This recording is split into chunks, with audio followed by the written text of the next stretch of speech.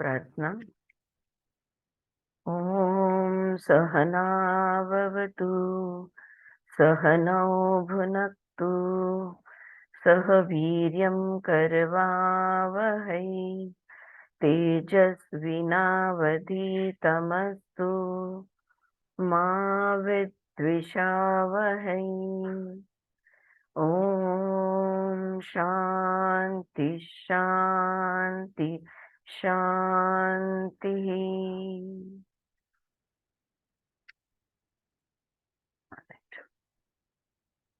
अगर किसी को पेज नंबर चाहिए तो we are on page number 21। Alright, so हाँ, जो भी, या specially for you Shailaja, the question is the question that the first question that the student asks is, who looks through the eyes and who hears through the ears and who thinks through the mind and who speaks through the mouth? So who is it? And then he explains that the powers, the organ and the power is different. And then she goes on to explain the object and the subject. The one who has understood the difference between an object and a subject will, and how it connects to each other, will be able to also experience the oneness when they remove that difference, when that difference is done away with, for which you need wisdom, जिसके लिए विवेक की जरूरत होती है ये फर्क जानने के लिए। ऑलराइट, और जैसे मैंने समझाया कि मेरी आंखें, मेरे कान, मेरा मुख, मेरा मन, मेरा है सब कुछ। क्या मैं मन हूं? नहीं। क्या मैं आंखें हूं? नहीं। आंखों की एक शक्ति है, तो वो शक्तियां जिनको एक उपनिषद में देव कहा है, you know, they are called as the gods. The 5 sense organs, they have their own देवता। देवता कहा है, आंखों के देवता, कानों के देवता। तो वो जो सुनने की क्षमता है, वो जो देखने की क्षमता है, इसकी अपनी अपनी एक शक्ति है। और इसे कौन जान सकता है, ये सवाल तक हम लोग पहुंचे थे कल, जब हमने वो शब्द देखा धीरह। उस मंत्र में ये वर्ड यूज किया है धीरह। तो ये धीरह कौन है? धीरह का मतलब होता है पेशेंस। जिसके पास बहुत पेशेंस है वो धीरह है। और वो तो ऋषि जो है वो अपने शिष्य को ये समझा रहे हैं कि शब्द के माध्यम से, ज्ञान के माध्यम से, या किसी भी इंद्रिय के माध्यम से तुम्हें इस चीज का ज्ञान नहीं प्राप्त हो सकता कि इन शक्तियों का सोर्स कहाँ है। उस सोर्स का ज्ञान तिला तिथे बसले, इस सोर्स का ज्ञान तिथे तू बसलाय, तू ह्या बाजूला येऊन दे, मग हे काढून दे जरा तिला। अरे तिला इकडे बसायचं, ते इथे बसू दे, फक्त हे काढून दे, अशी फिरव। All right, enough. Okay, so where was I? या ज्ञान, या बट हाँ, तो ये सब देवताएं हैं, इनका सोर्स कहाँ है? ये सब जो जो हमारी तन मात्राएं हैं, है ना, दृष्टि है, स्पर्श ज्ञान है, श्रोत्र है, ये सब का वाक है, वाचा, इनका सोर्स कहाँ है? तो वो सोर्स, अगर आपको वो सोर्स ना शब्द के माध्यम से हम पहुंच सकते हैं, ना ज्ञान के माध्यम से पहुंच सकते हैं। We can not reach the know that source और reach that source through any word और नॉलेज और anything, that is anything. The only way that you can know it is if you enter silence. Okay? Because you cannot reach it through your thought. चिंतन मनन करके हम पहुंचेंगे तो नहीं होने वाला है। बिकॉज चिंतन मनन जो होता है शब्दों के आधार से होता है, वाक्यों के आधार से। वाक्य में शब्द होते हैं और शब्दों की there is a limitation to the word, the power, the each word carries a certain power which is not full, so you cannot reach, so you have to go to silence। ये बात हम, अब silence में जाने के बाद आप बोलोगे मैंने एक मेडिटेशन किया, बस एक क्षण भर के लिए मुझे बिल्कुल साइलेंस का एक्सपीरियंस हो गया और अभी मुझे वो दिखना चाहिए या मुझे वो सोर्स पता चलना चाहिए। तो नहीं, you need to be धीरः, you have, but we are impatient is what she said, you know, because we are impatient because we want to come back। हम जाते हैं मौन में फटाफट वापस आ जाते हैं। क्यों मेडिटेशन नहीं होता? क्यों शांत नहीं रह सकते? क्यों मौन, अंतर मौन का प्रैक्टिस हम नहीं कर पाते हैं? क्यों? क्योंकि हम अधीर है। क्यों अधीर है? क्योंकि हमें फटाफट द्वैत में आना है। वो डर है कि अगर मैं द्वैत से हट गई तो शायद मेरा दी एंड हो जाएगा, है ना, मैं वापस नहीं आई तो। This is a primal fear that each living being carries.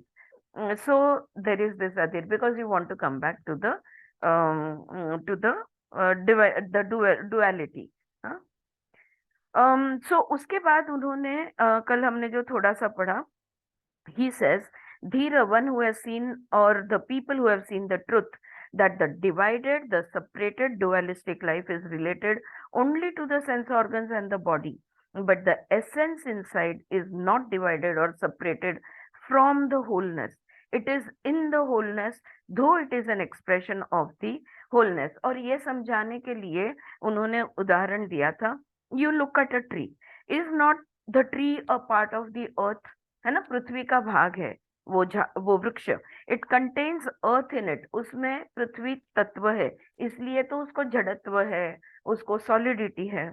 Otherwise the trunk of the tree would not have solidity. अच्छा, उसमें जल भी है, it contains water in it, other times otherwise there would be no colour, है ना। हर एक पत्तों के रंग अलग, झाड़ों के भी रंग अलग, ये अलग अलग रंग जल तत्व के बगैर रंग नहीं हो सकते।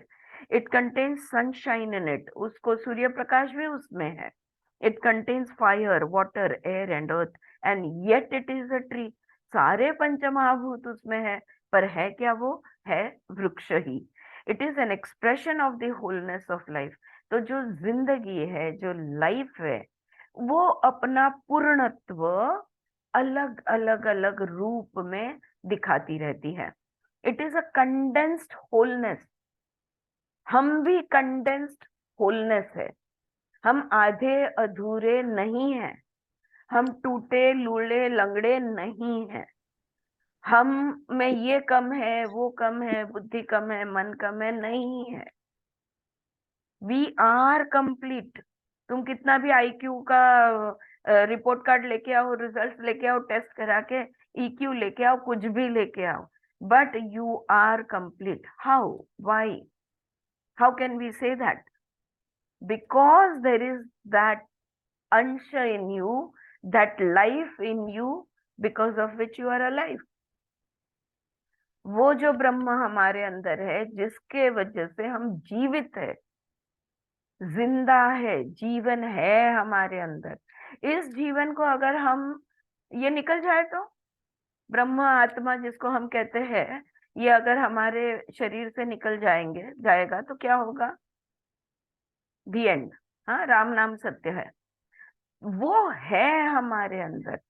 उस जिंदगी को हम नहीं पहचान रहे, हम बाकी सारी चीजों को देख रहे हैं। हमारी उम्र हो गई है, हमारा शरीर बीमार है, हमारा मन बीमार है, ये है, वो है, जिंदगी में तकलीफियां हैं, हमारे सिचुएशंस अच्छे नहीं हैं, हम अकेले रह, we are looking at everything, but we are not looking at that one thing which is complete, which is whole. पूर्णमदः पूर्णमिदम, जो पूर्ण है, उसको हम नहीं देख रहे, और वो है हमारी आत्मा, because of which we are alive. That is what we call as life. So we are not looking at life. What are we doing? We are rejecting life. हाँ, सो ये वो समझा रहे हैं यहाँ पे, that it is a condensed wholeness, it is a condensed cosmic expression. वो ब्रह्मांड की शक्ति, okay, the cosmic consciousness which is also called as the परमात्मा, पर ब्रह्मा, वो पूरा का पूरा तुम्हारे अंदर है। कभी कल, कल नहीं, अब भी है। जिंदा हो ना? अगर जिंदा हो तो वो ब्रह्मांड तुम्हारे अंदर है, और उसको देख नहीं रहे हम, राइट? अच्छा, नाउ आई विल स्टार्ट। ये यहाँ तक हम कल रुके थे। इन द सेम वे, उसी तरह जैसे वो वृक्ष के अंदर वो पूरा ब्रह्मांड समाया हुआ है, उसकी शक्ति वैसे ही समाई हुई है, उसके गुण धर्म सारे उसके अंदर है। उसी तरह इन द सेम वे धीरः, those who have tremendous patience because of the understanding of truth are not fascinated। जिसको सत्य समझ गया है ना, ये आत्मा का सत्य, इस जिंदगी को जिसने देख लिया है, ये जिंदगी को, इस आत्मा को, इस अस्तित्व को जो जान चुका है ना, उसको कोई जल्दी नहीं होगी। वही सत्य है। उस सत्य को जो जान चुका है उसको कोई जल्दी नहीं होगी। न शरीर को पकड़ के रखेगा, न शरीर छोड़ने की जल्दी होगी। ऐसा व्यक्ति जो सत्य को जान चुका है, वो ही खऱ्या अर्थात आपण म्हणतो ना, in the true sense, in the real sense, is a धीरः। Those who have tremendous patience because of the understanding of truth, and they are not fascinated, oh wow, ये क्या जिंदगी है, या and they are not influenced by the outgoing movement of all the limbs and organs and the experiences they bring in। तो उनके ये यहाँ पे इस मंत्र में जो इंद्रियाणम और जो अंग बताए हैं ना, तो हमारे ज्ञानेन्द्रिय, कर्मेंद्रिय, मन, हमारे सारे इंद्रिय अपने अपने विषय के साथ एक्यूरेटली, परफेक्टली जोड़ते हैं, जुड़ जाते हैं। आंख सुन नहीं सकता, हाँ, मन देख नहीं सकता, मन एक्चुअली सब सारे कार्य करते हैं, लेकिन फिजिकल ऑर्गन्स देखा जाए तो मुंह से हम सुन नहीं सकते, कान से हम देख नहीं सकते, आंख से हम बोल नहीं सकते, राइट। तो अपना अपना हर अंग को अपना अपना काम दिया गया है। सारे अंग है किसके है? मेरे है। मन किसका है? मेरा है। लेकिन जो सत्य जान चुका है उसको कोई जल्दी नहीं है, और इसलिए वो अधीर नहीं है, और इसलिए वो किसी भी चीज से जुड़ने की उसको जल्दी भी नहीं है। He is in not Hari, let me consume. देख लूं, फिर देखने को ना मिले तो सुन लूं, अगर सुनने को ना मिले तो बोल लूं, अगर मुझे बोलने को ना मिले तो जो जो करना है सब कर लूं, क्या पता कल मिले ना मिले। ऐसा सोचने वाला व्यक्ति को अधीर कहेंगे हम, हाँ या ना, राइट। सो ये जो धीर है वो जानता है कि मैं कौन हूं, मैं अनंत हूं, मैं अमर हूं। I will be changing forms. I will never die because I was never born. So I will only keep changing forms. I can come as many times as I wish to. And I can go through all the experiences and enjoy all the fruits of life. क्या है? What is the rush? ऐसा व्यक्ति ना, उसको वो किसी के साथ उसका फिर वो जिसको आसक्ति कहते हैं हम या अटैचमेंट कहते हैं, वो उसको राग जो हम योग में कहते हैं, उसको नहीं होता है अटैचमेंट, और अपने आप वो समत्व में रहता है। क्यों? क्योंकि वो सत्य को जान गया है। तो ये लोग कैसे होते हैं? They feel contented. संतोष, लिटरली योगिक वर्ड संतोष का जो मतलब है वो word, they feel contented, they feel satisfied to remain with the source of that energy। वो बाहर जाते नहीं रहते हैं। तो जो जो सोर्स है, ये सारी शक्तियों का जो स्रोत है, उस स्रोत के साथ वो रहते हैं, यानी आत्मा के साथ रहते हैं। डू यू रिमेम्बर, क्या आपको याद है? आत्मनि आत्मन एवा तुस्तः स्थित प्रज्ञस्त दोच्यते। Second chapter of Gita that we studied. One who is contented, satisfied in the being of oneself, is not impatient for becoming, is not impatient for doing। कुछ भी करने की उसे जल्दी नहीं है, कुछ भी बनने की या होने की उसे जल्दी नहीं है। आध्यात्मिक मार्ग पे भी उसे मुक्ति की पड़ी नहीं है, उसे समाधि की पड़ी नहीं है, और एक बार जब हमें ये समझ जाता है, आई थिंक एक कोई किसी एक टॉक पे मैंने इस बात को समझाया था कि ये जो मुक्ति है, ये जो समाधि है, ये ये है परिणाम, ये कोई करने की चीज नहीं है, वो अपने आप होने वाला है, जब होगा तब होगा। अब इस क्षण में जो जिंदगी हम जी रहे हैं, उस जिंदगी को छोड़ के तो कुछ नहीं होगा।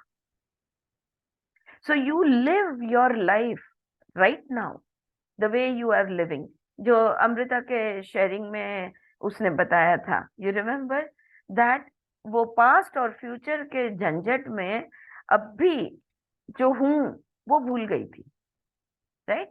कि अभी मैं अभी बच्ची हूँ, मेरी माँ की मैं बेटी हूँ, गए जन्म में मैं मेरी माँ की माँ थी, लेकिन वो मूल गुण लेके आते हैं हम, और इस जन्म में माँ के साथ भी उसकी माँ जैसी होगी ना, वैसे हम उसके साथ व्यवहार करते हैं। क्यों? क्योंकि वो गुण हमारे अंदर भरे हुए हैं।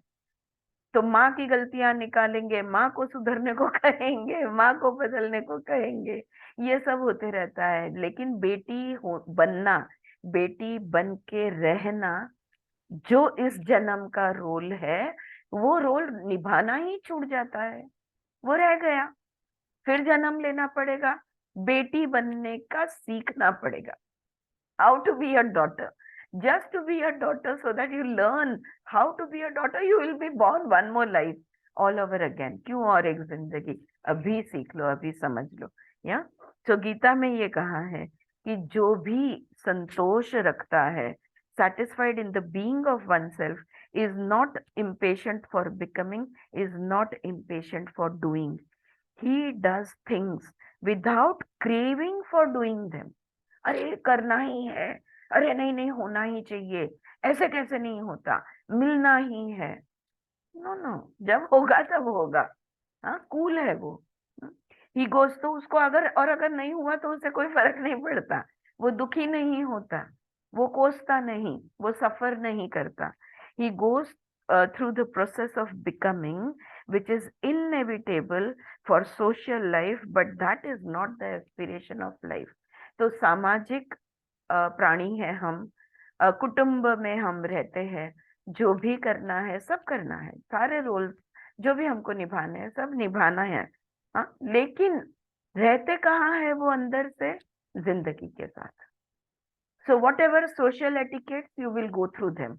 Your duties, your responsibilities, जिसको हम तुम्हारा जो भी उत्तरदायित्व है वो सब निभाते रहेंगे, लेकिन अंदर से वो खुद के साथ रहते हैं। They are always with themselves. Okay, they are playing all the roles to the T, because that is their duty, that is their responsibility. धर्म अर्थ काम मोक्ष, हाँ, सारे के सारे, चारों के चारों सब पुरुषार्थ निभाएंगे वो, अंदर से मुक्त रहते हैं, कहीं भी अटैचमेंट नहीं, कहीं भी डिटैचमेंट भी नहीं, completely balanced. So becoming is an in, हाँ, और एक बात यहाँ पे, the process of becoming which is inevitable. अब ये अगर इस लाइन के ये जो 4 वर्ड्स है, इसको समझना है, मुझे कहो, do you have a choice of ageing और नॉट एजिंग?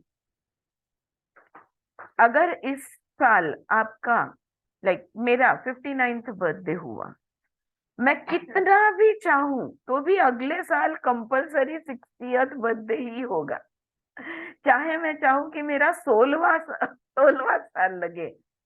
इनएविटेबल है, जो भी चेंजेस है वो इनएविटेबल है, विधि लिखित है। जो जन्मा है उसका अंत होगा ही। मृत्यु, जिस दिन जन्म हुआ उस दिन एक ही चीज निश्चित थी, बाकी सब कुछ अनिश्चित था। कैसे तुमको कौन ख्याल रखेगा, तुम दूध पियोगे या नहीं, तुमको संभाला जाएगा या नहीं, तुम बड़े होके क्या बनोगे, तुम सुंदर होगे, कुरूप होगे, ये होगे वो होगे, सब कुछ अनिश्चित था। एक ही चीज निश्चित थी, एक ही चीज अटल, और वो है कि मृत्यु अटल है। अगर जन्म लिया है तो मृत्यु अटल है। फिर भी हम मृत्यु को लेकर हम कितने चिंतित होते हैं। अभिनिवेश, right guys, you remember the पंच क्लेश, the last of the kleshas is abhinivesha. The love for life, you still fall in, you still become attached to life. It's good to love life, but there should be no attachment. जब वक्त आएगा तब सहजता से शरीर को अलविदा कह रहे हो और किसी भी चीज को नहीं कह रहे हो, अपने कर्म भी लेके जा रहे हो साथ में, ऐसा नहीं है कि वो छोड़ के जा रहे हो, right? So very easily one is able to say goodbye, or one is able to change their forms, we can say. So becoming is an inevitability through which the person goes. Atmani atmana eva tushtah. He is completely eva tushtah, santushtah का शब्द है. He is completely satisfied with the beingness, with the essence of his being. मैं जो हूं तो हूं, ये क्षण में मैं जो हूं, अगले क्षण हो ना हो, मुझे क्या करना है? I am not bothered. All I am in awareness of is this moment. Am I alive? Yes. Am I breathing? Yes. Oh wow, खत्म. इसके आगे थॉट प्रोसेस लेके जाने की जरूरत ही नहीं है. Alright, so he is completely satisfied with the beingness, with the essence of his being. In the same way here, dhirah pratyamma lokada amruta bhavanti. My son, the way to reach that nectar, amrutam, that eternity, उस अमरत्व का, उस अमृत का, उस अमरत्व को अमृत कहा गया, उस इटर्निटी का अब भी इसी क्षण आप आस्वाद ले सकते हो. My son, the way to reach that nectar अमृतम, दैट इटर्निटी, अगर तुम्हें वो ले सकते हो और अगर लेना चाहते हो, then you require tremendous patience. धीरह, आपको बहुत धीरज रखना होगा, which is awakened by the realization. और ये धीर कहाँ से आएगा? It will come by the realization that the sense organs and the experiences they bring in have a different source of energy which motivates and which moves. ये कब तुम develop करोगे? जब तुम समझोगे कि ये मेरे इंद्रिय जो है, जो अपने अपने विषय के पीछे दौड़ते रहते हैं और उसमें से जो अनुभव वो लेके आते हैं, बाह्य चीजों के साथ जुड़कर, कनेक्ट होकर जो एक्सपीरियंसेस वो लेके आते हैं, जिसके वजह से वो हिल सकते हैं, गतिशील हो सकते हैं, प्रेरित हो सकते हैं, मूवमेंट आ सकती है इनमें, उनका स्रोत कहीं और है. ये जो तन मात्राएं हैं, इनका स्रोत कहीं और है. ये वो समझ जाएगा तो वो धीरज उसमें अपने आप आ जाएगा. They do not move by themselves. ये कान सुनना, श्रवण, ये आंखें देखना, जो दृष्टि है, त्वचा से जानना यानी जो स्पर्श है, वाक जो मुंह का काम है, तो ये अपने आप से नहीं होता. धीर have tremendous patience. They get to that nectar of eternity through the understanding. जब ये बात समझ जाएगी तभी अनंत का अनुभव वो कर पाएंगे. अब देखो, एक यहाँ पे उन्होंने साइड हेडिंग दी है, वेरियस इंटरप्रिटेशन. अभी क्या हुआ है कि वेद और उपनिषद ना, इनके शॉर्ट सेंटेंसेस हैं. आप अभी ज्यादातर हम सब यहाँ पे योग शिक्षक है, योग साधक है, तो देखो अगर एक ही सूत्र अगर हम ले कि योगश्चित्त वृत्ति निरोधा, या तो फिर हम क्लेश का सूत्र ले. सो अगर हम अस्मिता की बात करें, तो इसका जो लाइक शांति वी सॉ कि इसका ब्रेकअप अलग होता है. अस्मिता यानी अस्मि, मेरे होने का भास, ये एक इंटरप्रिटेशन है. या तो कोई जैसे परसों हमने सुना स्मित यानी हास्य और अस्मित यानी हास्य का अभाव. आखिर दोनों भी इंटरप्रिटेशन गलत नहीं है, उसका एंड रिजल्ट क्या है कि दुखी हो, क्लेश में हो। तो वो तो नहीं बदला। तो अलग अलग भाष्य होते हैं, तो यहाँ पे वो हमें अलग अलग, जो अलग अलग दृष्टिकोण जो आते हैं उसके बारे में कुछ बताना चाहती है, various interpretations. A couple of points, especially for those teachers of yoga, you are very keen on making an authentic study, word by word of each mantra. इस मंत्र के हर एक शब्द का अगर आप अभ्यास करना चाहते हो, जैसे योग शिक्षक हमको आदत है, तो most probably you have come across the English, French or German translations of this Upanishads. The English translations of these Upanishads have been published by Ramakrishna Mission, Chinmayanand Mission, Divine Life Society of Rishikesh, and maybe others. The summaries of the Upanishads given in the English language occur in the volumes of Cultural Heritage of India published by Ramakrishna Mission, The History of Indian Philosophy, written by Professor Das Gupta of Calcutta University, R.D. Ranade of Allahabad University, Professor Radha Krishnan from Kerala, Vinoba Ji from Maharashtra, and so on. Most of these translations and commentaries accompanying them are based on the commentary of Acharya Shankara, yani Adi Shankaracharya, the first exponent of Vedanta, the philosophy of Vedanta. Okay जितने भी भाष्य लिखे गए हैं, ये सारे भाष्य जो है उपनिषद के, ये किस पे आधारित है? तो ये जो आदि शंकराचार्य ने जो पहला भाष्य लिखा उस पे आधारित है। अब हम लोग योग में हमने देखा है कि सबसे पहले योग सूत्र का भाष्य व्यास मुनि ने लिखा।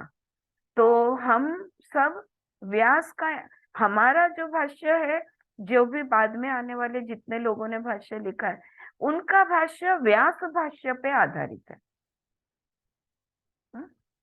सो आदि शंकराचार्य के भाष्य पे सबने आधारित अपने अपने भाष्य लिखे हैं। Now as you have known me for last so many years, और हमने देखा इनसाइट्स इनटू भगवत गीता, ईशावास्य उपनिषद, छांदोग्य उपनिषद, विमला जी किसी के भाष्य पे आधारित बात नहीं करती। विमला जी जब बात करती है तो उसको जो प्रेरणा हुई है, उसको जो समझा है, उसको खुद के अभ्यास से, अभ्यास यानी जो संस्कृत वो जानती है या शब्द पे उन्होंने चिंतन मनन किया है, मंत्र पे सोचा है, तो वो खुद के अभ्यास से जो जानती है वो अपना दृष्टिकोण हमेशा देती है। और उसका दृष्टिकोण अगर आप ढूंढने जाओगे पुराने ग्रंथों में तो कहीं नहीं मिलेगा। हाँ, ये this we have seen before also. So those who know me for last so many years, I have a non-conventional, a non-traditional approach to the Vedic text. तो जो कहा सुनाया कहा गया, उस वही approach, same thing with Bhagavad Gita. कितने सारे भाष्य है, राइट? ज्ञानेश्वर से लेके लोकमान्य तिलक तक कितने लोगों ने भगवत गीता पे भाष्य लिखे हुए हैं। तो वो जो है हम जानते हैं कि ये विमला जी ट्रेडिशनल अप्रोच से नहीं चलती। उसको ओवरऑल क्या कह रहे हो, मुद्दा क्या है, व्हाट इज द पॉइंट, वो जो उनको समझा है वो हमें वो बताती है। Okay, so you will find the way I interpret the text different from and sometimes contradictory to the interpretations and commentaries by Shankara accepted by Swami Vivekanand and Chinmayananda and Shivananda and all of them, including Vinoba Bhave. तो सब ने जो जो जो भी text Shankaracharya ने जो भी लिखा है, आचार्य का सब लोग ने दृष्टिकोण अपनाया है और फिर अपने अपने शब्दों में वही बात अपने शब्दों में उन्होंने कही है, लेकिन बात वही कही है। लेकिन ये वो नहीं फॉलो करती। जब लास्ट टाइम एक उपनिषद के रीडिंग में ये बात जब मैं कह रही थी तो किसी ने पूछा, मैडम आपको नहीं लगता कि ये ईगो है, या ईगो के लेवल से बात कर रही है? तो मुझे बिल्कुल नहीं लगता कि वो ईगो के लेवल से बात कर रही है। यहाँ पे ईगो का कोई सवाल ही नहीं है। आपको लाल पीला हरा कुछ भी दिखने दो, अगर मुझे सफेद दिख रहा है तो मैं सफेद दिख रहा है ये बोलूंगी। उनका व्यक्तिमत्व ही ऐसा था। She was that kind of person. मैं कभी मिली नहीं हूँ, लेकिन जो मिले हैं उनको मैं मिली हूँ, और उनको मैंने खोद खोद के पूछा है, कैसे थे, tell me about her. Every time मैं उनसे मिलती थी, मैं पूछती थी tell me more about her. उनका एवरीडे व्यवहार कैसे था, उनके साथ आप महीना भर रहे तो वो रोज क्या करती थी, कैसे चलती थी, कैसे बोलती थी। मैंने जयश्रीता को बहुत पीड़ा है इस बात पे। I wanted to know every little thing about Vimala ji's personality. Okay, plus of course Google वीगल पे जो जो इन्फॉर्मेशन मिलती है वो मिलती है। सो कैसे, फॉर एग्जाम्पल कैसे वो बोलती है, देखो मैं यूं ही नहीं बोल रही हूँ, मैं अभी आपको एक एग्जाम्पल देती हूँ। विमला जी कह रही है, so there would be a difference, फर्क थोड़ा सा तो होता है। I will give you an example. We were referring to the first मंत्र, पहला मंत्र के बारे में हम बात कर रहे थे। केन शितम प्रेषितम पतित मनः, केन प्राणः प्रथामः प्रायुक्तः, बोला तो प्रयति युक्तः, स्तोत्रम चक्षुच यु चक्षुच यु युनक्ति देवः। ये जो पहला था। अब इसमें द वर्ड देवः अकर्स हियर। देवः ये शब्द उसमें आता है पहले मंत्र में। In the English translation you will find that word translated as God, which God directs them और provides them with the motivation. तो कौन है जो कानों को सुनने की शक्ति देता है? देव। कौन है जो आंखों को देखने की शक्ति देता है? देव। तो ये जवाब इंग्लिश में ट्रांसलेट करता है God sees, God gives the power to see, God gives the power to hear, वगैरह वगैरह। This is how they translated practically one and all commentaries. और बोल रही है मैंने जितनी भाष्य पढ़ी है सब ने देव यानी देव ही पकड़ के चले हैं। I go to the root from which the word देव इज जनरेटेड। लेकिन मैंने देव इस शब्द का अभ्यास किया, जहां से ये देव शब्द आया है उसको मैंने देखा। The word deva is derived from the root diva, जो रूट कहते हैं ना संस्कृत में, दीवा। दीव ये शब्द से देव ये शब्द निर्माण हुआ है। And the root diva in Sanskrit, modern as well as ancient, means to generate light. धातू, हाँ हाँ बोल। रूप, रूप धातू, रूपला धातू, त्याची जे हाँ धातू म्हणतात रूटला। Thank you. या तो कुछ देव शब्द जो है कौन से संस्कृत के कौन से शब्द के धातु से आया है? तो दीव। और दीव का मतलब होता है प्रकाशित करना। हाँ, चेतना डालना या चैतन्य में लाना। So it is to generate light. दीव दिव्यते, that which is self illumined, that which is self illumined, and that which causes enlightenment। वो जो स्वयं प्रकाशित है और दूसरों को भी प्रकाश देता है, ऐसे व्यक्ति को कहेंगे देव। है ना? हमारे दिमाग में गणपति, विष्णु, ब्रह्म, पता नहीं कौन से देव आ जाते हैं। No, we are not referring to any particular देवा, we are referring to that जो स्वयं प्रकाशित है, self illumined, one who is self illumined, and that which causes enlightenment, और जो उसके आसपास जो भी आता है उसको प्रकाशित कर देता है। So I go to the root of each word and each root yields so many different shades of meaning। उन्होंने ही एक उनके किताब में उन्होंने बताया था कि हर संस्कृत शब्द के 7 अर्थ होते हैं, 7 meanings. Every word has 7 meanings।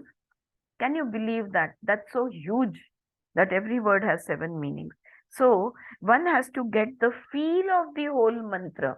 तो संदर्भ बहुत इंपॉर्टेंट होता है कि ये मंत्र जो है ये क्या कहना चाहता है, वो फील लेना जरूरी बन जाता है।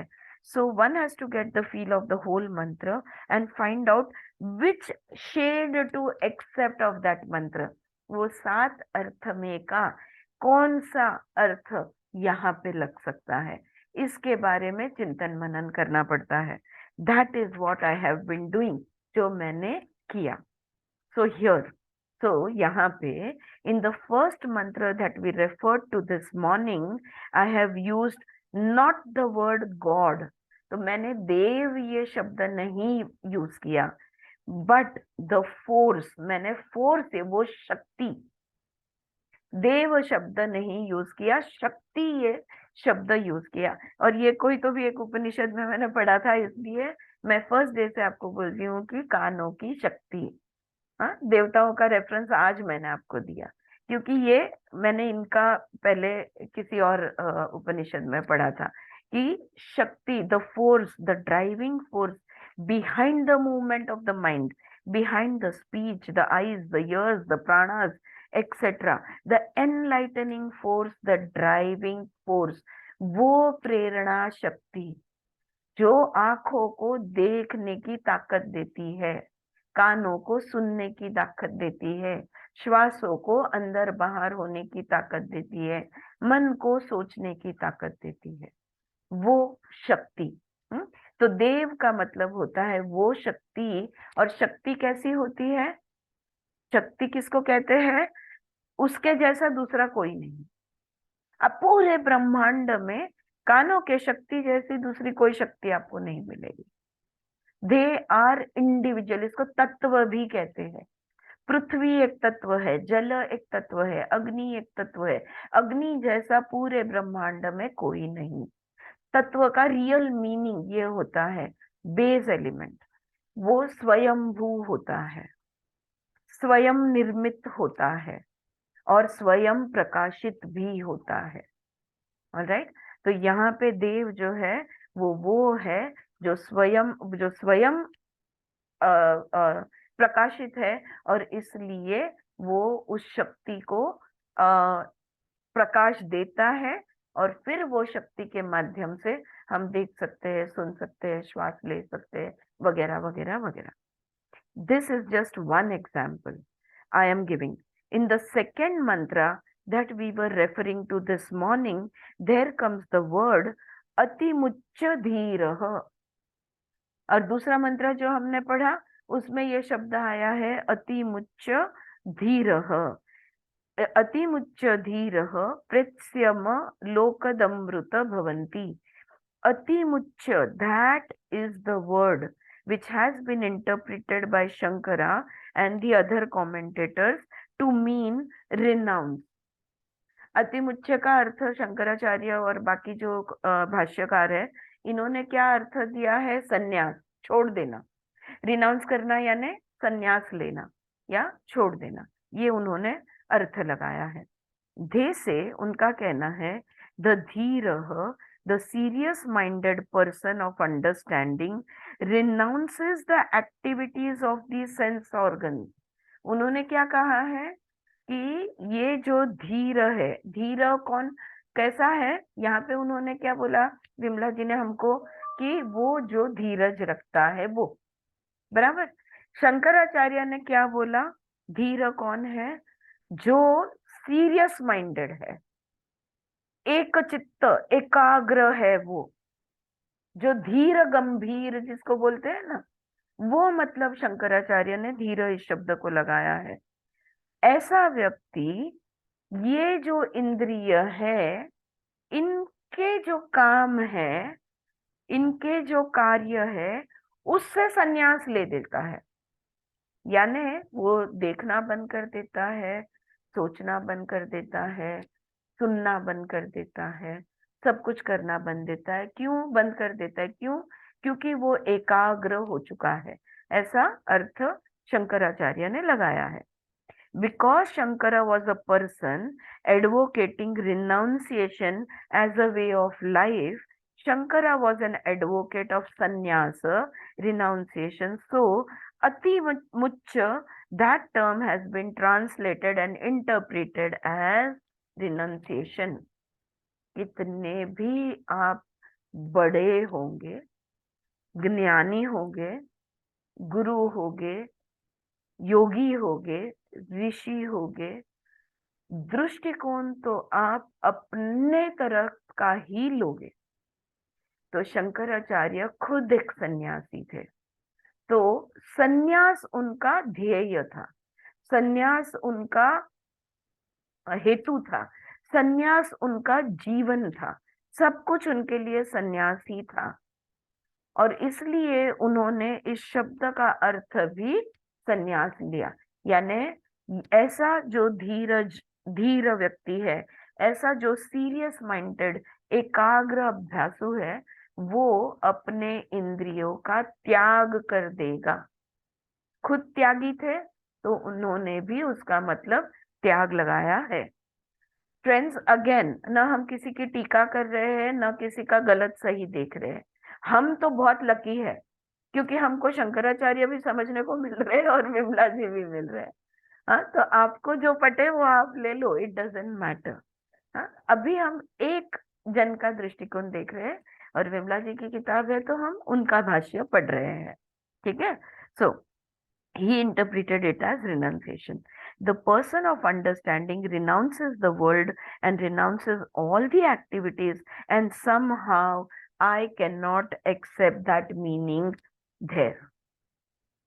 विमला जी कह रही है कि वो जो सीरियस माइंडेड है, वो जो धीर है, वो धीर ना ही इस जग से, इस दुनिया का संन्यास लेता है, लेकिन वो दुनिया के सारे कार्यों का भी संन्यास लेता है, और मुझे ये मंजूर नहीं है। अब भी सोचो, क्या ये आपको मंजूर है? तो क्या संसारी व्यक्ति कभी भी मोक्ष, आत्म साक्षात्कार का अनुभव नहीं ले सकता? कैन ही और can he not? That is a big question which come up. Will I have to, क्या मुझे ये मेरा संसार छोड़ के, भगवे कपड़े पहन के, बाल मुंडा के, क्या मुझे वैरागी बन के घूमना होगा? क्या मुझे सीरियस माइंडेड होना होगा? क्या तब जाके मुझे साक्षात्कार होगा, या मैं आत्मदर्शन कर पाऊंगी? Big question. विमला जी को मंजूर नहीं है। दैट वर्ड मुच्च, अब वो समझाती है कि उसको क्या समझा। ठीक है। दैट वर्ड मुच्च is derived from the root मुक। ओके, या MUCA लिखा है तो मुक ही होगा। To set one self free of the grip and the grasp of, मुक नहीं, ये मुक्त होगा। द वर्ड मुच्च is derived from the root मुच, मुच, च पाय फोडलेलं असतं, मुच. मुच, हाँ, ठीक है। दैट वर्ड मुच्च is derived from the word मुच, to set one self free of the grip and the grasp of something.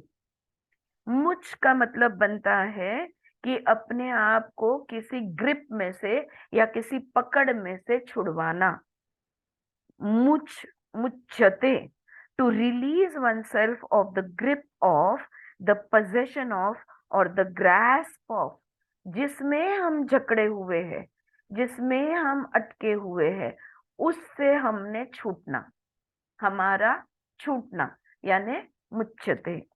If you refer to any authentic Sanskrit grammar from Panini to Prabhakara, the other commentators, the root much means to set oneself free in the grip of. अगर आप व्याकरण देखोगे, संस्कृत व्याकरण, हाँ सुचित्रा बोल।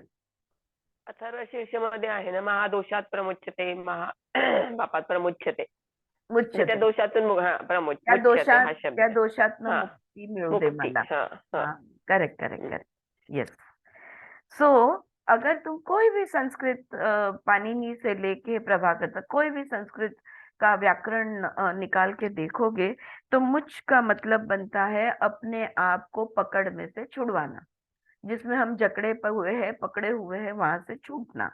So this morning, तो आज सुबह, when I was communicating, I said the dhira, the person who understands, who has cognized and who recognizes that the sense organs by themselves haven't got organically in them the motivation They are the vehicles that carry the motivation and establish a contact, etc., etc. So, a person who has understood that the source of energy, the source of motivation is not contained in the sense organ but somewhere else, is no more in the grip of the sensual activity and the pleasure that it gives.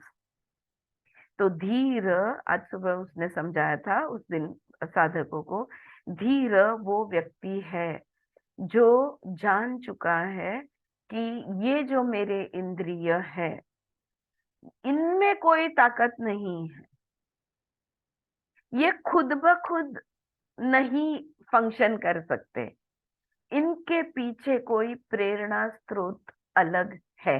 There is some source of inspiration. जैसे मैं plug in कहती हूँ कि बाबा plug नहीं लगाया है तो machine नहीं चलने वाला, तो इनका स्रोत कहीं और, इनका सोर्स कहीं और है. जो भी, और हमको लगता है यार मैं क्या करूं, वो सामने वो चीज आती है, मेरे मुंह को पानी छूटता है, मुझे पता है मैंने नहीं खाना है, फिर भी मैं खा लेती हूँ और उसके बाद मैं और 2 खा लेती हूँ. तो मैं क्या करूं, ये मुझे बहुत पसंद है, इसमें मेरी कोई गलती नहीं है. हेलो, तुम्हारा मुंह खुद से वो चीज नहीं खा सकता. इसकी शक्तियों का भी खुद पे, मतलब वो साधन करके यूज करती है शक्तियां, लेकिन वो शक्तियों के पीछे भी कोई शक्ति है, जो उन शक्तियों को चलाती है. फ्रेंड्स, अगर मैं बहुत सिंपली इसको एक्सप्लेन करूं तो जैसे हमारे बॉडी का सब सिस्टम ऐसा है, एक्चुअली बहुत फैंटास्टिक सिस्टम है हमारा पूरा body mind the whole complex. हमारे अस्तित्व का सिस्टम ही बहुत फैंटास्टिक है. हमारा पिट्यूटरी ग्लैंड है जो हमारे बाकी सारे ग्लैंड्स को कंट्रोल करता है.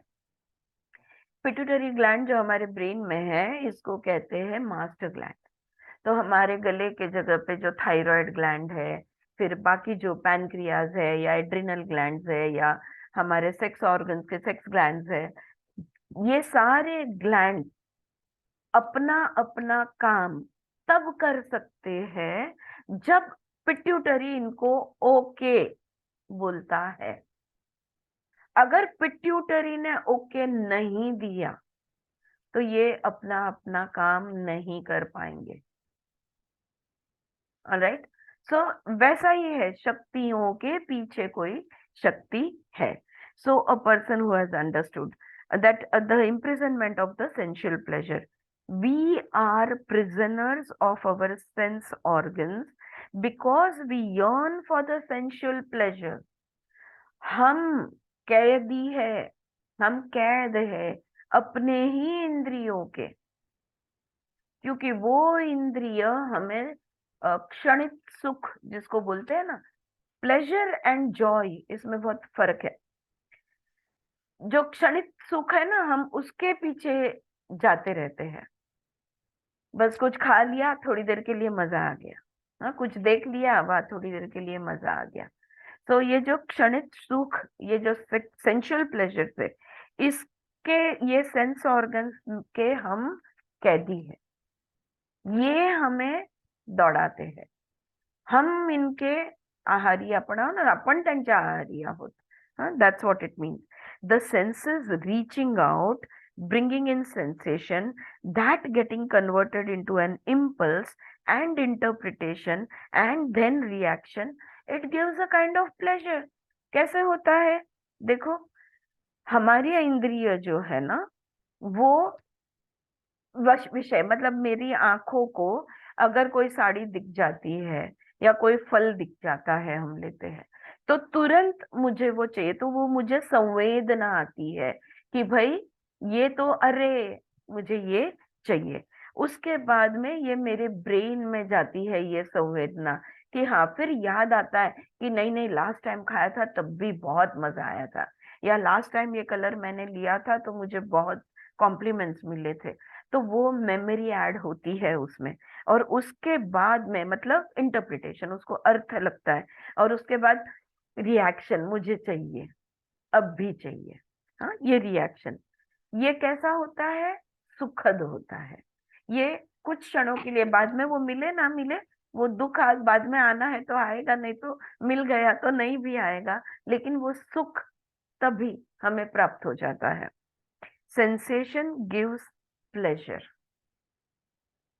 बॉटम लाइन कंक्लूजन, ये इस इक्वेशन का कंक्लूजन क्या है? Sensation gives pleasure. अगर संवेदना है तो सुख आएगा। अब ये संवेदना और संवेदनशीलता, इसके बारे में भी छांदोग्य में हमने बहुत बात की थी। फिर कभी चर्चा करेंगे इसकी फिर से, अगर आप भूल गए हो तो।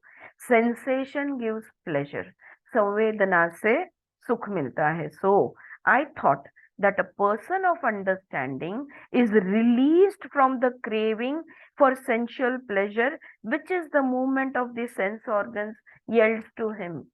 तो जो धीर है वो इस इंद्रियों की जकड़ से छूट गया है, वो मुक्त हो गया है, वो संवेदना ग्रहण करना उसने छोड़ दिया है, ये उसका मतलब होता है। और इसलिए उसके इंद्रिय यहाँ वहां चारों दिशा दौड़ते नहीं है। Is that making sense?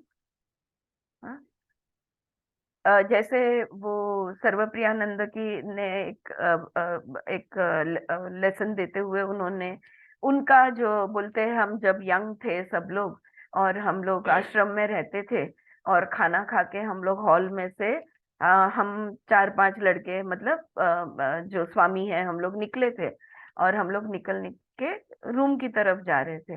पीछे हमारे गुरु भी हमारे पीछे चल रहे थे, पता नहीं था।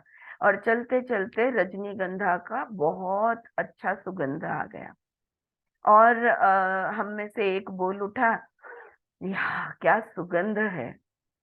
तो पीछे से गुरु बोले, ऐसे तो आप योगी कभी नहीं बन पाओगे, आप भोगी रहोगे। जो भोग लेता है वो भोगी, जो योग करता है किसके साथ? अपने ही आत्मा के साथ, खुद के साथ, वो बनता है योगी। जो योगी होता है वो ये जो भोगी भोक्ता भोज्या इससे वो छूट गया है, तो अपने वो इंद्रियों से मुक्त हो गया है। हाँ, सो ये मुझे अर्थ समझ में आ रहा है, ऐसा विमला जी यहाँ पे कह रही है। So I thought that a person of understanding is released from the craving for sensual pleasures, which is the movement of the sense organ, which the movement of the sense organ yields to him, यानी brings to him. So it is the renunciation of the craving for pleasure. तो हाँ, संन्यास है, त्याग है, लेकिन किस चीज का त्याग है? वो जो भूख है ना, वो सुख का भूख, वो सुख प्राप्त करने की जो भूख है, उस भूख का त्याग है, उस भूख से संन्यास लिया है। And not of the physical और सेंशुअल मूवमेंट, इंद्रियों से संन्यास नहीं लिया, इंद्रियों की शक्तियों से भी संन्यास नहीं लिया, जो अर्थ शंकराचार्य के भाष्य में दिखता है और बाकी आने वाले सब भाष्यकारों ने वही अर्थ उठा के आगे बताया है। वो कह रही है उस भूख का त्याग हुआ है, उस भूख से संन्यास ले लिया है। अगर भूख ही नहीं है, देखो अगर आपको भूख लगी है तो आपका दिमाग, आपकी आंखें, आपका मुंह ढूंढेगा कुछ खाने के लिए, फिर आपको जब वो मिलेगा तो आपका मन आपके हाथ को बोलेगा उठा ले, मुंह में डाल ले। तो ये सब कुछ जो होता है क्यों? क्योंकि भूख है, चाहे शरीर की भूख हो, चाहे खाने की भूख हो, चाहे ज्ञान की भूख हो, चाहे समझदारी की भूख हो, पता नहीं हर चीज की भूख होती है हमें। मोक्ष की भी भूख है, समाधि अवस्था की भी भूख है, सब चीजों की भूख है हमें। जैसे जैसे बड़े होते हैं, जैसे सदगुरु ने किताब में बोला था, from one level of ignorance to another level of ignorance, हमारा इग्नोरेंस का लेवल बढ़ते जाता है, अविद्या ज्ञान बढ़ते ही जाता है। हाँ, सो वो भूख का त्याग है। द संन्यास is not from the organs और even from the deva of those organs, from the powers of those organs, sense organs, but from the hunger because of which the organs run behind the different stuff. You see the difference? फर्क ध्यान में आया? पूछ रही है वो. हाँ बोले? विमला जी को हाँ बोले या ना बोले? All right. So you see the difference, especially for those who are studying deeply and who have the responsibility of teaching others. और हमारे लिए ये समझना बहुत जरूरी है, क्योंकि हम सिर्फ सीख नहीं रहे हैं, हम सिखा भी रहे हैं. हम दोनों कर रहे हैं. We are teachers, right? So we are learning, we are studying, we are contemplating, and we are teaching. हमारे ऊपर ज्यादा जवाबदारी है. I don't know all of you, सबको मैं नहीं पहचानती, but I know and some of you who are teaching and who are deeply concerned. जो लोग जो सिखाते हैं ना हमको, टीचिंग टेक्निक्स में सिखाया जाता है, टीचर्स को टीचिंग टेक्निक्स भी सीखनी पड़ती है कि अगर तुम्हें एक्स चीज सिखानी है तो तुम्हें कम से कम x इंटू 2 मालूम होना जरूरी है. हाँ, तुम्हारे पास जो भी चीज तुम्हें सिखाना है उसका 100% नॉलेज होना चाहिए. लेकिन अगर तुम्हारे पास, किसी के पास भी 100% नॉलेज नहीं होता, चलो ठीक है, तुम्हारे पास 75% है, 75% नॉलेज होल्ड करने वाला व्यक्ति 25 to 50% तक के व्यक्ति को सिखा सकता है. तो तुम्हें तुम्हारे स्टूडेंट से अधिक पता होना जरूरी है. और इसलिए जितना अभ्यास एक टीचर को करना पड़ता है उतना अभ्यास किसी को नहीं करना पड़ता. एम आई राइट? हाँ, जितने टीचर्स है सब हाँ बोलेंगे. बिल्कुल. सो ये मीन्स अगर तुम तैल बुद्धि के हो तो भ्रूणस और चर्म बुद्धि वालों को सिखा सकते हो. हाँ, तुम्हारे बुद्धि के लेवल पे डिपेंड है कि नेक्स्ट बुद्धि का लेवल कौन सा, नीचे क्या लेवल कौन सा है. So I wanted to explain to you, to clarify certain points where the difference comes. Okay, तो फर्क अलग अलग रीत से सुनो, सोचो. Renunciation not on the physical level, कान में रुई डाल के या खुद को बहरा बना के नहीं चलेगा. धृतराष्ट्र और उनकी बीवी की तरह आंखों पे पट्टी बांधकर जिंदगी नहीं बिताई जाती, नहीं चलेगा. Renunciation not on the physical level, turning away your back upon, but it is an inner renunciation. हाँ, संन्यास है, लेकिन ये संन्यास कहाँ से है? आंतरिक है, अंदर से है. It is an inner freedom. और अंदर से अगर संन्यास है तो मुक्ति भी तो अंदर से ही है. It is an inner freedom that comes with understanding. और ये मुक्ति कहाँ से आई?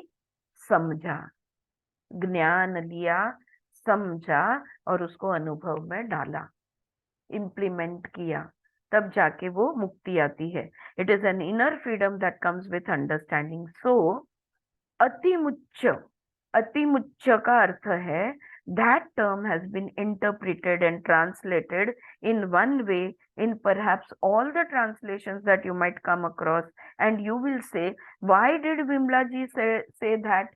तो तुम अब यहाँ से मेरी बातें सुनोगे और जाके 4 किताबें ले आओगे और उनका भाष्य पढ़ोगे और बोलोगे कि यार ये विमला जी ने तो इसको ऐसे क्यों बताया, यहाँ पे तो ऐसा दिया है. So I have a non-traditional, a non-conventional approach, and I am sharing with you whatever little understanding I have. कम होगा, थोड़ा सा होगा, पर मेरा है, ये मेरी समझ है. जो मुझे समझ रहा है वो मैं तुम्हें समझा रही हूँ. सिंपल. ऑल राइट, अब थोड़ा सा आगे. फ्रीडम मस्ट बी लिव्ड, ये साइड हेडिंग है. अति मुच्यते, हो गए फ्री, मुच्च हो गए. लेकिन आगे क्या? अभी जिंदा है ना? मुक्त हो गए, अंदर से मुक्त हो गए, पर अभी मरे नहीं, अभी जिंदा है, अब तक हम शरीर में है। तो जो मुक्ति मिली है उस मुक्ति से जीवन व्यतीत करना होगा। So that freedom it must be lived. अगर उस तरह से जिएंगे नहीं तो उस मुक्ति का क्या फायदा, राइट? लेट अस प्रोसीड, आगे देखते हैं। अतिमुच्च धीरः प्रेत्य अस्मात् लोकात्। Pratya Asmat Lokat has been translated right from Shankara onwards as those who die and depart from this loka. Pratya Asmat Lokat का मतलब शंकराचार्य और उनके बाद आने वाले सभी ने क्या क्या मतलब बताया है? प्रेत्य अस्मात् लोकात यानी इस लोक से जो मुक्त हो गए हैं। अब ये भूलोक से मुक्त होना यानी क्या? जो मर चुके हैं, राइट? तो Shankara onwards as those who die and depart from this लोका, जो मृत्यु जिनकी हो गई है और इस लोक से जो चले गए हैं। अब देखो, प्रेत्य, that root means to depart. प्रेत्य का मतलब क्या है? जो चला गया है, वो जो निकल चुका है।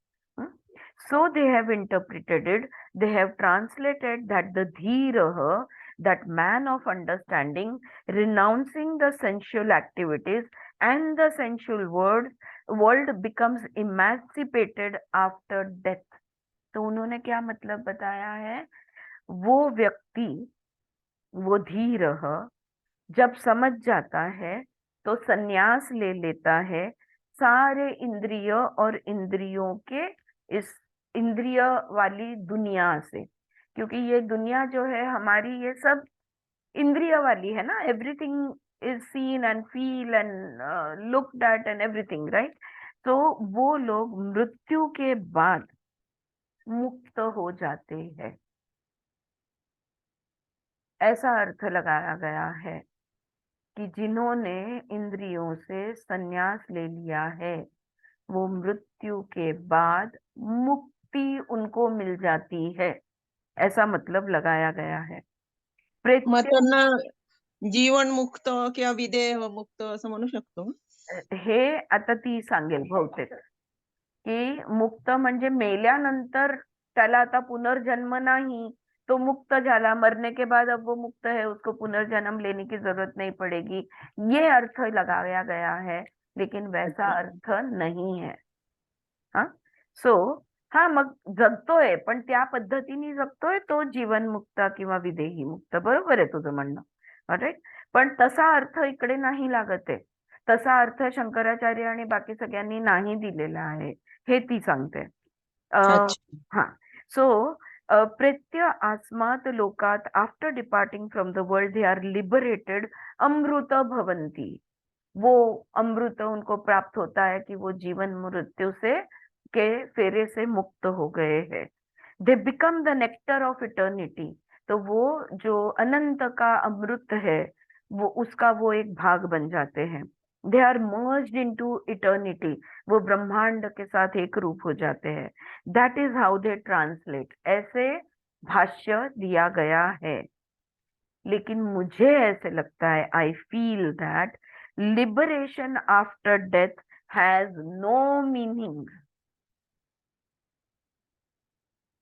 मरने के, और जब मैं पीएलआर थेरेपिस्ट हूँ, सेशंस करती हूँ, जो लोग अपने आप को ट्रांस में इस शरीर के बाहर देखते हैं ना, तो बोलते हैं आत्म रूप में जो खुद को देखते हैं, तो आत्मा तो मुक्त ही है, तो मरने के बाद कौन सी मुक्ति के बारे में हम बात कर रहे हैं? एक शरीर छोड़ा दूसरा लिया, उसके बीच में वो मुक्त ही तो है, उसको कहाँ और मुक्त होना है? उसको मुक्त होने की कहाँ बात हो रही है? हाँ फ्रेंड्स, अगर कंफ्यूजन हो रहा है या ना अगर कॉम्प्लिकेट हो रहा है तो प्लीज मुझे रोकना, मुझे पूछना, फिर से हम डिस्कस करेंगे। सी, I feel that liberation after death has no meaning. Emancipation after the body drops away. If emancipation requires the dropping of the body, then you will never live that state of emancipation. amrutah, the state of emancipation. Unconditional freedom is a dimension of life. तो मरने के बाद मुक्त तो हम फटाफट मर जाएंगे ना, बहुत ज्यादा तकलीफ है। अगर मर के मुक्ति मिलती है तो हम शरीर छोड़ देंगे, पर ऐसा हम नहीं छोड़ते हैं। क्यों नहीं छोड़ते हैं? राइट? तो मरने के बाद मुक्ति का क्या उपयोग? जीते जी अगर मैं मुक्त हूं तो कुछ मतलब बने ना। जीते जी बंधन में रहना और शरीर छोड़ने के बाद मुक्त होने में कोई मतलब नहीं है। आत्मा वैसे भी मुक्त ही है। Right? So unconditional freedom is a dimension of life. It has to be lived and it is for living. जो अभी जानवी ने बताया ना, जीवन मुक्ता या विदेही मुक्त, जिसको मुक्ता कहते हैं, जिसको ये योगिक टर्म्स है, जहाँ पे योगी उस अवस्था तक पहुंच जाता है कि वो शरीर के से बंधन से छूटा हुआ है। शरीर के बंधन से छूटा हुआ है यानी क्या वो जिंदा नहीं है शरीर में है, लेकिन वो जीवन शरीर के रिक्वायरमेंट्स के हिसाब से अब नहीं जीता। He is not in the grip of his body. He is not in the grip of his organs. He is not in the grip of his sense organs and action organs and mind. He is free. So ये मुक्ति, ये अमृत जीते जी चखना है। ये मुक्ति का अनुभव हमने जीते जी लेना है। It requires the body, क्योंकि अनुभव लेने के लिए शरीर चाहिए, इंद्रिय चाहिए, जिंदगी की गति चाहिए, वृत्तियां चाहिए, क्रिया, कार्य, कर्म, एक्शन चाहिए, रिलेशनशिप, संबंध चाहिए। ये सब चीज के बिना अगर मुक्त है, अब अगर कोई सन्यासी चले जाए, कोई गुफा में बैठ जाए और बोल दे मैं मुक्त हूं, सब चीज से बाहर निकल गया, क्या वो मुक्त है? Get the point? Is the point clear? वो जो कह रही है समझ में आ रहा है? ये जो इंद्रिय है, इनकी जो भूख है, इनकी जो प्यास है, जीते जी अगर हम इससे मुक्त हो गए तो सोचो हम कैसे होंगे। Think about that. सो प्रेत्य अस्मात् लोकात्, I have taken the word लोक and gone to the root of it. इसलिए मैंने अब क्या किया, लोक शब्द का अर्थ मैंने संस्कृत में क्या बनता है ये मैंने देखा. It has a double meaning, उसको दो अर्थ है. लोक्यते, लोक्यते का मतलब बनता है to perceive, to look at, that which is looked at. दो अर्थ है, देखना और जो दिखता है वो, दोनों. लोक्यते means to perceive, to look at, and also that which is looked at. जिसको तुम देखते हो ना वो भी लोक्यते है, और जो देखने वाला है ना वो भी, देखने वाला नहीं, दिखने की जो क्रिया है देखना, वो भी लोक्यते है. The Sanskrit roots have a very fantastic way of yielding meanings through the roots. इनके धातु अगर हम देखें संस्कृत के, if that is the right word, हाँ स्वाति, रूट यानी धातु, राइट. सो अगर उससे हम देखें तो बहुत सुंदर सुंदर अर्थ निकलते हैं. It must be so in Latin, in Greek, in Arabic, in Persian. ये सब बहुत पुरानी भाषाएं हैं, तो इनमें भी ऐसा ही होगा. I am not acquainted so much with those languages. वो सारी भाषाएं यानी कि ग्रीक, अरेबियन, पर्शियन मुझे नहीं आती. But in Sanskrit, you have to go back to the root and find out what the root has to say. अगर किसी शब्द का अर्थ तुम्हें समझना है तो उसके धातु तक, उसके मूल तक हमको जाना होगा. और मूल अर्थ जब हमको समझेगा, फिर उस मतलब जो भी 7 अर्थ है अलग अलग, उसमें का कौन सा अर्थ रेफरेंस टू कॉन्टेक्स्ट यानी यहाँ पे लागू पड़ता है, ये देखना पड़ता है. अस्मात् लोकात्, लोकात् प्रीत्य, the person of understanding has lost the craving, he has transcended the craving for all which is seen by the sense organs, which is felt by the sense organs. जो भी दिखता है, महसूस होता है, ये जो धीर व्यक्ति है ना, उसकी वो देखने सुनने की प्यास बुझ चुकी है, भूख मिट चुकी है।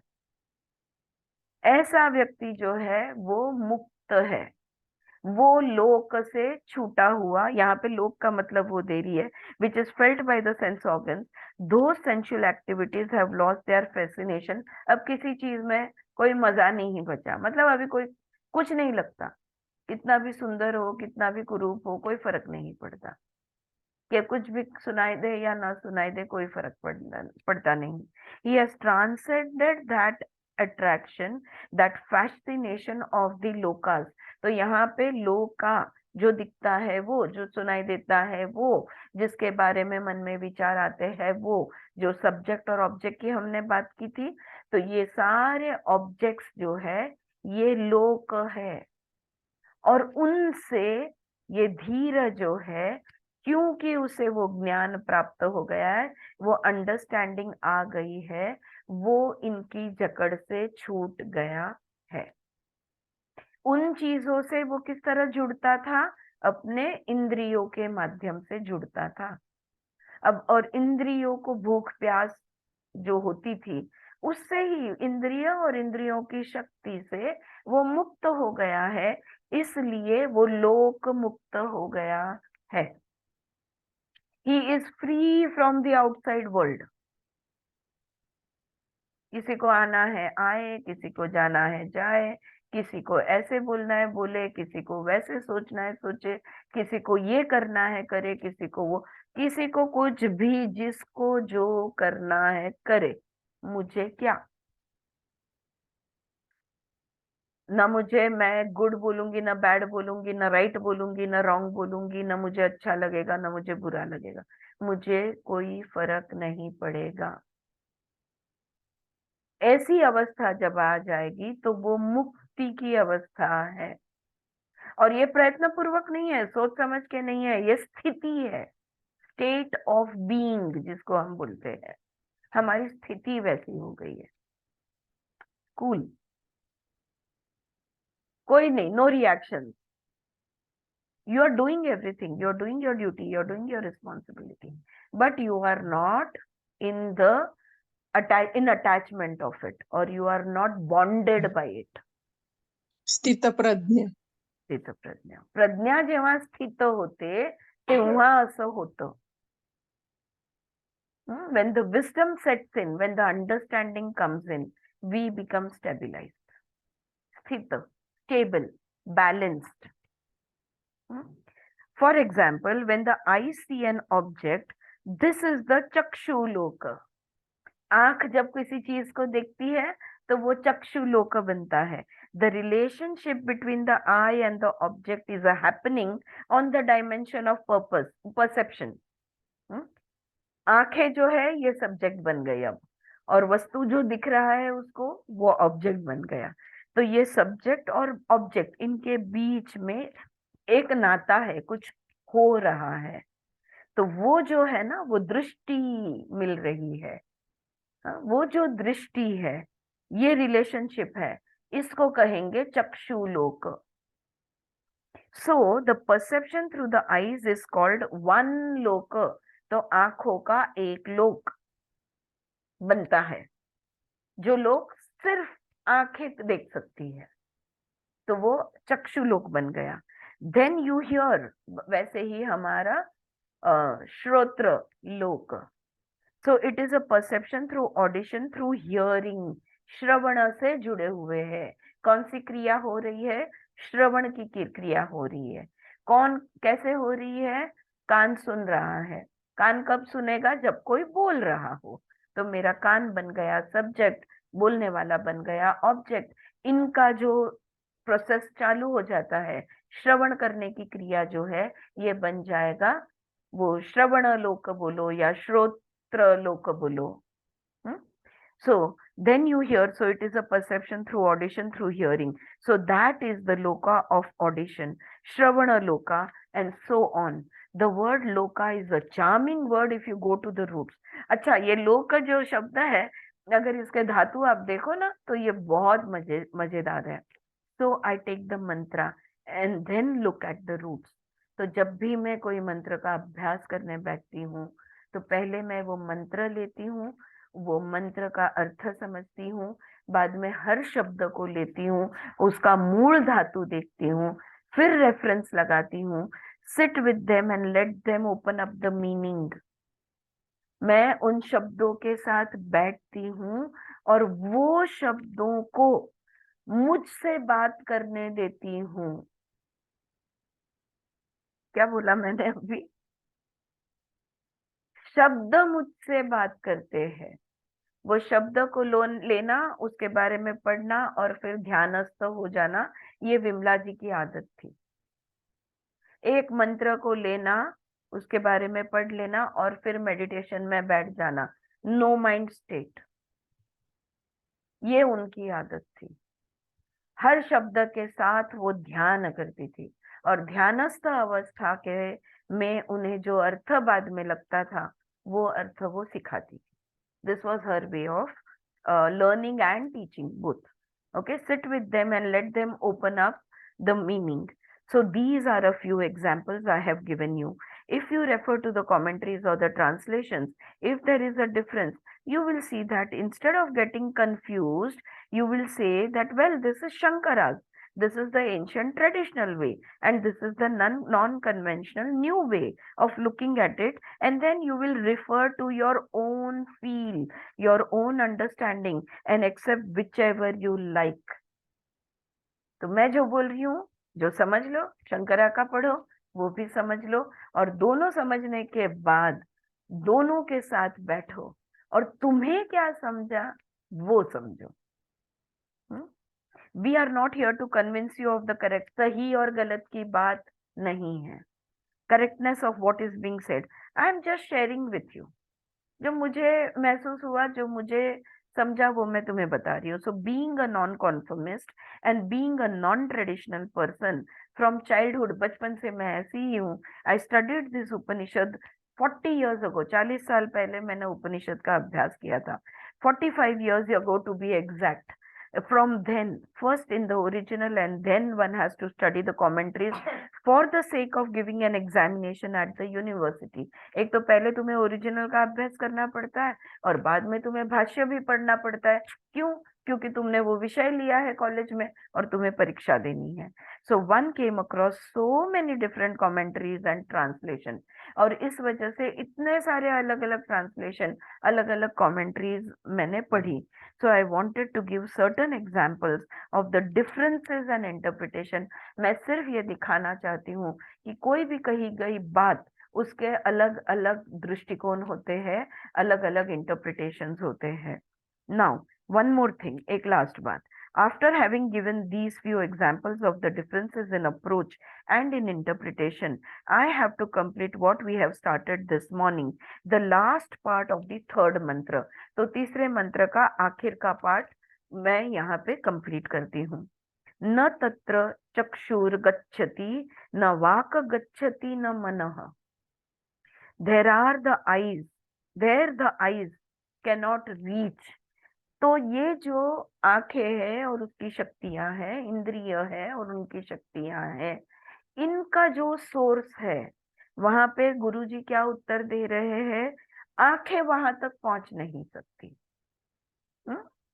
न तत्र चक्षुः, न तत्र चक्षु गच्छति, न वाक गच्छति, न मनः। There the eyes cannot reach, nor can the mind, nor can the ears, etc. न विद्मो न विज्ञानिमो यथ एतत् अनुष्यात। अब इसका क्या मतलब होता है? यहाँ पे उन्होंने पैराग्राफ कंप्लीट किया, तो वो आगे वो इसके बारे में बात करेगी। I think it's almost time up. तो यहाँ पे जो इसकी कंटिन्यूटी है, हम कल पढ़ेंगे, कल नहीं, हम मंडे को पढ़ेंगे। Alright, I think I will stop over here. Thank you so much.